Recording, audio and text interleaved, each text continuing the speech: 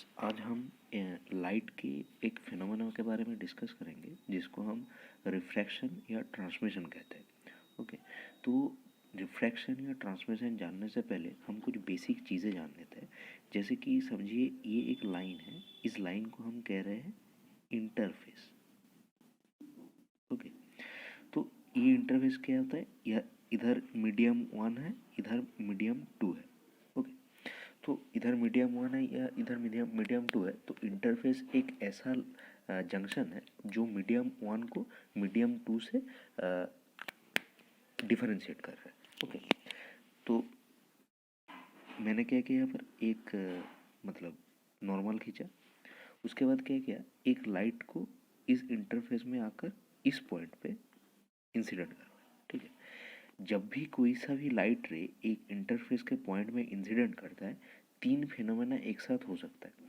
एक फिनोमेना का नाम है रिफ्लेक्शन, एक फिनोमेना का नाम है एब्जॉर्प्शन, मतलब इस लाइट का जो एनर्जी है उसका कुछ एनर्जी ये इस इंटरफेस में एब्जॉर्ब हो जाएगा और कुछ एनर्जी क्या होगा, ट्रांसमिट कर जाएगी इधर इस रे के फॉर्म में।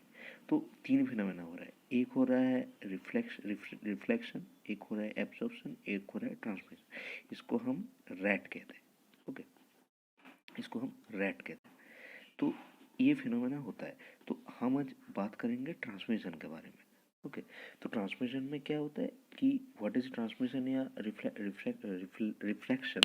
रिफ्रैक्शन इज अ फिनोमेना जहाँ पर क्या होता है, लाइट रे इंटरफेस में एक नॉर्मल से एक एंगल में पड़ता है, इंटरफेस के एक पॉइंट में। वहाँ पर क्या होता है, जिस तरफ रे जा रहा था उसका जो एक्चुअल पाथ था उससे थोड़ा सा बेंड हो जाता है। ठीक है, तो बेंड हो जाता है तो वो बेंड नॉर्मल के तरफ भी हो सकता है, नॉर्मल से दूर भी हो सकता है। तो वो डिपेंड करता है एक चीज़ के ऊपर, वो मैं बाद में बताता हूँ किस चीज़ के ऊपर डिपेंड करता है। बट वैसा होता है कि नॉर्मल के तरफ आ जाता है या नॉर्मल से दूर चला जाता है।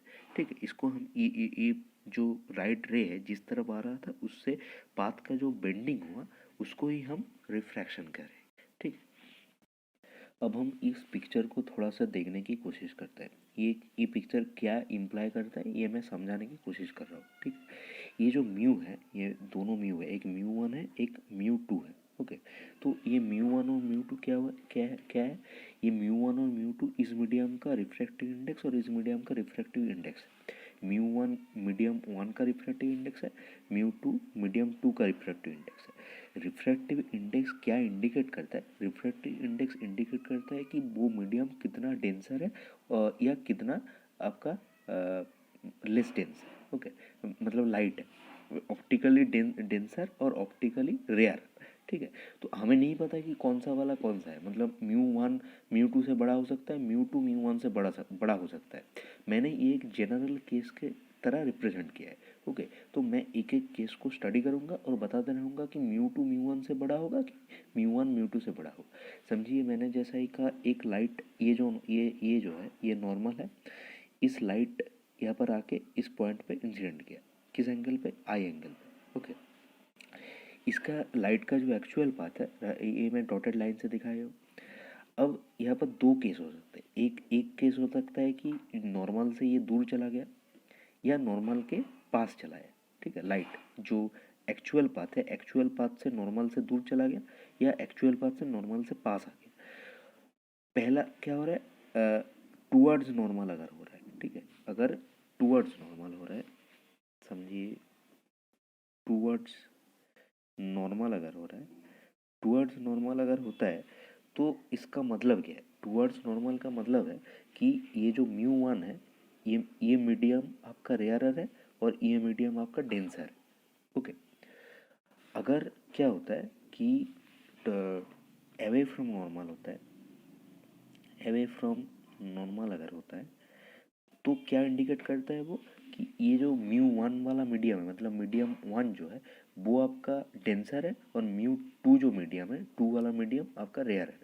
तो पहले मैंने क्या कहा कि अगर वो टूवर्ड्स नॉर्मल आता है, मतलब समझिए ये लाइट इस R1 angle R1 refractive angle पे यहाँ पर रिफ्रैक्टेड कर चुका है। तो ये अगर होता है, ये केस अगर होता है तो क्या बोलेंगे हम कि medium 1 is rarer than medium 2। अगर ये लाइट नॉर्मल से दूर चला जाता है, एक्चुअल पाथ से हटकर नॉर्मल से दूर चला जाता है, तो हम कहेंगे वन इज डेंसर और टू इज रेयर। ठीक है, तो ऐसा बात होता है। मतलब जनरल केस में क्या हो रहा है, अगर मैं इस आर जो R1 एंगल पे है इधर अगर लेता हूँ, तो मैंने कहा कि वन वाला मीडियम रेयर है, टू वाला मीडियम डेंसर। तो यहाँ पर क्या होगा, तब होगा कि μ1 इज ग्रेटर देन μ2। ओके, अगर आपका क्या हो रहा है कि ये जो मीडियम है, मतलब इस रे को अगर हम लेते हैं, तो μ1 वाला मीडियम डेंसर है और टू वाला मीडियम रेयर है, तो तब क्या होगा कि तब होगा μ1 इज ग्रेटर देन μ2। ओके, तो मैंने इस यहाँ पर थोड़ा गलती किया, पहला वाला क्या होगा, μ1 इज लेस देन μ2, ये गलत मैंने लिखा। ठीक है, तो μ1 इज लेस देन μ2 होगा। ओके, तो ये एक बेसिक सा चीज़ हो रहा है। तो ये वाला मैंने एक बेसिक सा चीज़ बताया, आप इससे कंफ्यूज मत कीजिए कि ऐसा होता है कि एक लाइट पड़ा और दोनों तरफ ही गया, ऐसा नहीं होता है। कोई सा एक तरफ जा सकता है लाइट। ठीक है, मैंने यहाँ पर एक जनरल केस को लेकर एक बार टुवर्ड्स नॉर्मल किया, एक बार अवे फ्रॉम नॉर्मल किया, ताकि आप लोगों को समझने में आसानी हो। ओके, तो ये एक बेसिक सा चीज़ है रिफ्रैक्शन के बारे में। अब हम डिस्कस करेंगे डेविएशन के बारे में। ओके, तो डेविएशन क्या होता है कि डेविएशन एक एंगल होता है एक्चुअली, ये एक बेसिकली एक एंगल होता है।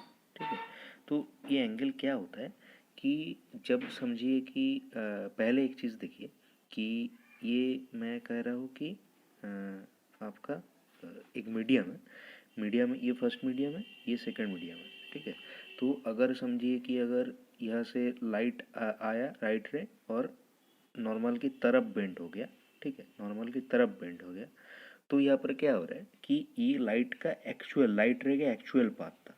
ठीक है, उस एक्चुअल पाथ से राइट रे यहाँ पर नॉर्मल की तरफ आ गया। ठीक है, ये जो एंगल, जिस एंगल से ये नॉर्मल की तरफ आ गया, इसको ही हम डिवीजन कर रहे हैं। अब हमें एक चीज़ यहाँ पर समझना पड़ेगा, समझिए ये क्लॉक है। ठीक है, ये क्लॉक है, यहाँ पर 12 है, यहाँ पर 3, 6 एंड 9 है।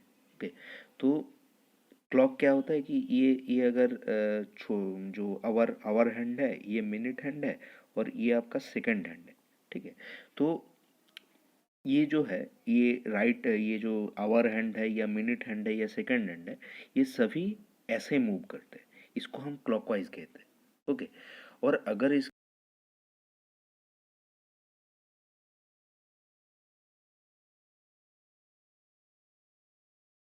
इसको हमें याद रखना पड़ेगा एक बार।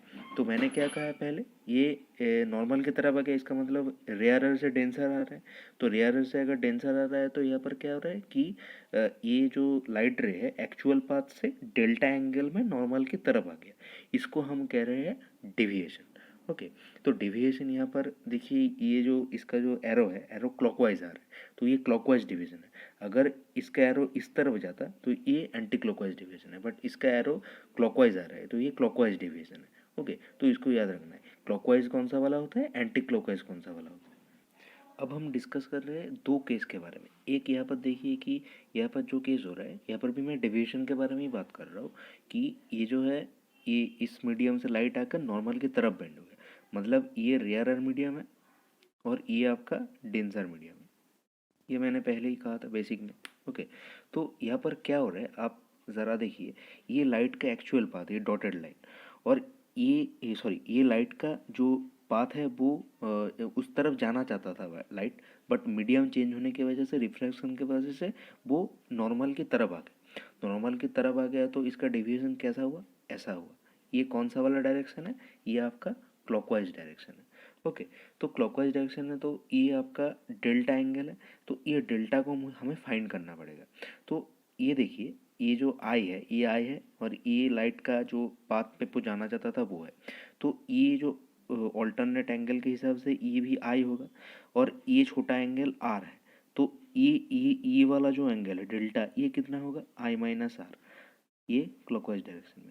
तो अगर लाइट रे रेयरर से डेंसर मीडियम पे जा रहा है, तो उसका जो डेविएशन होगा वो क्लॉकवाइज डायरेक्शन पे होगा, एंड उसका डेविएशन का वैल्यू आई माइनस आर होगा। इसको मैं आपको याद रखने को नहीं कहूँगा, इसको आसानी से आप निकाल सकते हैं। ओके, तो फर्स्ट केस में हमें एक वाला डिस्कस किया, एक वाला डिवीजन जब रेयरर से डेंसर आ रहा था लाइट रे। अब क्या हो रहा है, अब देखिए बेसिक से हमें पता है कि ये लाइट रे ऐसा जा रहा था और ऐसा हो गया, ठीक है। ये लाइट रे का डायरेक्शन आप चेक कीजिए। तो ये वाला है डेंसर, ओके, ये वाला डेंसर है और ये वाला आपका रेयरर है, ओके। ये वाला डेंसर है, ये वाला रेयरर है, ओके। तो यहाँ पर क्या हो रहा है, यहाँ पर भी डेविएशन हो रहा है। कैसा डेविएशन, ये लाइट रे ऐसा जाना चाहता था बट एक्चुअल में ऐसा गया, तो इसका डेविएशन कैसा हुआ, इसका डेविएशन ऐसा हुआ, देखिए। तो ये आपका एंटी क्लॉकवाइज डेविएशन है, एंटी क्लॉकवाइज डेविएशन है। तो इस डेविएशन का वैल्यू कितना होगा, इसको निकालने के लिए हमें एंगल का ये जो ये डेल्टा है, ये भी डेल्टा है, ठीक है, इसको डेल्टा डैश दे रहे हैं। तो ये भी आपका डिवीजन है, कितना डिवीजन होगा इसका, तो उसको निकालने के लिए हम एंगल के प्रॉपर्टी लगाते हैं। यहाँ पर ये आई है, ओके, ये आई है, और इस एंगल को देखिए, ये भी आई है ऑल्टरनेट एंगल के हिसाब से, और ये पूरा एंगल आर है। तो ये छोटा एंगल कितना होगा, ये आर है, ये आई है, तो आर माइनस आर माइनस आई करके हमें डेविएशन मिल जाएगा, और ये आपका होगा एंटी क्लॉकवाइज, ओके। तो हमने दो तरह का डेविएशन किया है, एक रेयरर से डेंसर वाला, एक डेंसर से रेयरर वाला, ओके। तो ऐसे ऐसे करके हम डेविएशन को निकाल सकते हैं।